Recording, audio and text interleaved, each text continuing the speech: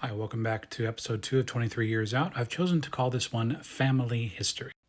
The reason I chose to call it that is because, like most people who served in the military, I have a very long, very storied, and very convoluted history with military service within my immediate family.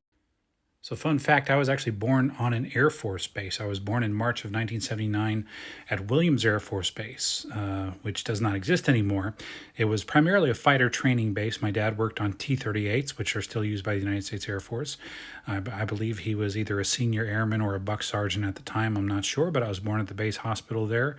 My older brother, I think, was born in a civilian hospital. He was almost born at Luke Air Force Base. But so that's where my story began. Now, aside from that, I had a grandfather who served in World War II.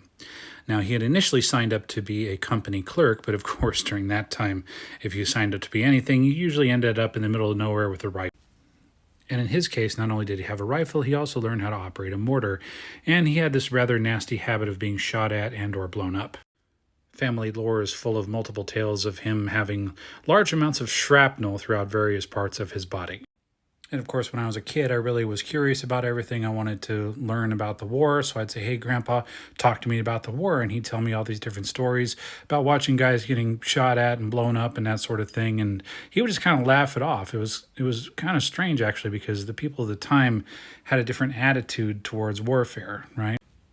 Keep in mind that my grandparents' generation had survived the Great Depression and all kinds of nasty stuff, and typhoid and this and that. So their idea of hardship and my idea might be a little bit different. All I know is that my old grandpa could talk about watching his buddies being dismembered by grenades and landmines and have a chuckle at the end of it. I guess what I'm trying to impress here is that my grandfather was a badass, but like a lot of men from that period, he had PTSD. And I remember my mom pulling me aside one time and saying, hey, Grandpa's having nightmares. Don't talk to him about the war.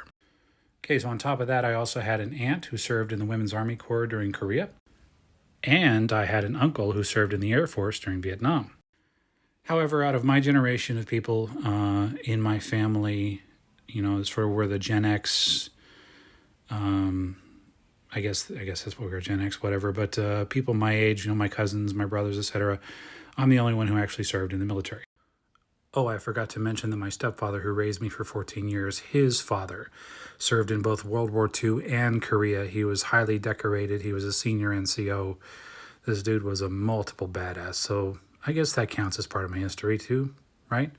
Maybe that's why my stepdad respected me so much, because I went into the army like his dad did.